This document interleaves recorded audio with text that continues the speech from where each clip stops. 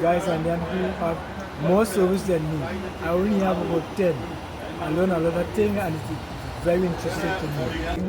I started sailing in 1990. Trinidad, Tobago and Barbados, and then we go to different other countries. Then when I leave that, at about 200, 304, I start sailing with Seamen and Waterfront Trade Union as a motorman. I was a member of CSEP since the start, but after time I stopped coming meeting because I was working outside and so on and so on. Right? But once I'm around, I always support CSEP. I had plenty good days with Mr. Shadow and David James and Brother Abu and these guys. Well, they invited me to come join up, so I'll come if I have time. I'll come and have a little gathering there. Since 1972, I started this year. I spent 23 years here. Come out in 05. And since then I home here now. So let me say 35 years. So that means, and all of us more or less sail together. Whether we don't see dogs. I'd love that to stay in it. Not something that any and everybody could enhance. I'd like that to stay in it because family-wise, more than 45 years. To see when I was 20 years of age and I stopped maybe about 65. One point in time, all of us used to be right here looking for jobs. And when you get a job, you're born. He might go England. I go on East Coast of America. We are meeting up so again. My route was mostly Suriname, but I went to the United States, Africa, Norway, Japan. But when I first started to sail on some ships, we had about almost 20 men from Trinidad. It's a dangerous job. It's the whole ocean against you. It's not in the Skylab. This group was raised in the 90s. I just can't remember the exact date. In Caranage with a guy by the name of Wendell Tribuse, Jack Sears, and others, to seek the interests of seafarers, to bring a better life for seafarers, to make seafarers to be recognized. All up to today, 2025, seafarers is not recognized in Trinidad and Tobago. So this group was raised to make the nation know what is a seafarers, because the people who know about seafarers is only who have family in the industry. Other to that is a hidden industry, and seafarers is who bring in all the goods and service into the country, who carrying out the resources of the country to be sold to bring back US into the country. For the 14 years, we make some headway. We get jobs for seafarers. We do things like sending in legislation and laws to put into the Shipping Act, so that the Shipping Act will govern the running of seafarers in Trinidad and Tobago. Well, I wouldn't say we get much done, because every ministry and every private enterprise that we enter, all they're saying to us, good program, good ideas, but nobody is helping us out.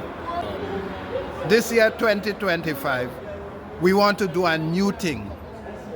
We want to have a Caribbean Seafarers Conference. The theme for the name will be A Better Life for Caribbean Seafarers, to be compensated, to have job security. When I say job security, that any shipping company you're working with, you must be able to get a job letter to go to any financial institution, so that you could be able to buy a house or build a house, educate your family, your children, pay your medical bills for your children, and buy transport so that you could take your family from point A to point B. and that when the seafarers get old, because we are seeing today plenty seafarers doesn't have a home of their own. So through that, they live in a kind of a life, you know, I don't even want to call the right name, but a kind of a life that they're not comfortable, they're not happy, and we want to see that change because of the sacrifice that seafarers making throughout the world, not only Trinidad and Tobago, throughout the world, and they've been using seafarers as modern slaves, the shipping company. Even our own shipping company, which we own, the T&T Spirit, the Galleon Passage, the APT James, the Boko Reef. Those vessels belongs to the taxpayers of Trinidad and Tobago. Yes, we have people working on them, but the lowest rating, all the top rating, captain, engineer, they are foreigners. We don't know what is the contract. We don't know what agreement they're working under. And the bad thing about it, they are paid in US dollars, and the Trinidad and Tobago seafarers is paid in TT dollars, which seafarers throughout the world work for US dollars. That will help to bring US dollars into the country. Another thing, they have no job security. They work them 3 months, and after 3 months they let them go because they don't want to have job security for them. We want that to change because we, the taxpayers of Trinidad and Tobago, right now is paying back the loan for them ship, what borrowed to build them ship from the Australian government. We want to know how much paid already, how much remain, and why we're not having our local seafarers on board as captain and engineer. We are training young people in UTT as cadet, and when they come out, instead of they go on these vessels to do intern and to do OJT, they are suffering. They cannot get to go on ship. The ships that is bringing all the cargo for Trinidad and Tobago, they are not putting Trinidad and Tobago seafarers on board, which we supposed to have 70% of the job force because we are paying all costs. And we're supposed to have from beginner, cadet, go right up to captain on these ships. Because some of them working right in Trinidad and Tobago, not going out of Trinidad and Tobago, over 30 years with no Trinbagonian seafarers on board. That must change for 2025 because we are standing up that they must seek the interests of the seafarers. We are giving the union full support that we will work together for betterment of the seafarers. Today is a milestone. It's an important day for us who work together for many years, face all kind of weather, and that most of us you're seeing here retire. And we could come together today to celebrate 14 years. Celebrate 14 years registry, trying to put things in place.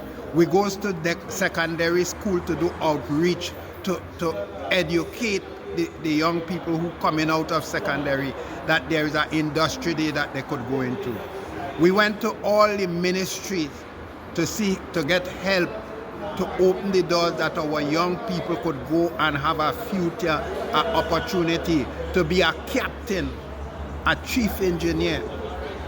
We are not getting the help from the government. All the government have to do is tell the ship owner, well look, certain clause that we didn't put in the charter agreement, we would like to implement it. And it is not too hard. We want local seafarers, Trinidad and Tobago seafarers, to be on board. Every ship that is chartered to work for Trinidad and Tobago, the government enterprise and the private enterprise. This is a Sharfers Journals production.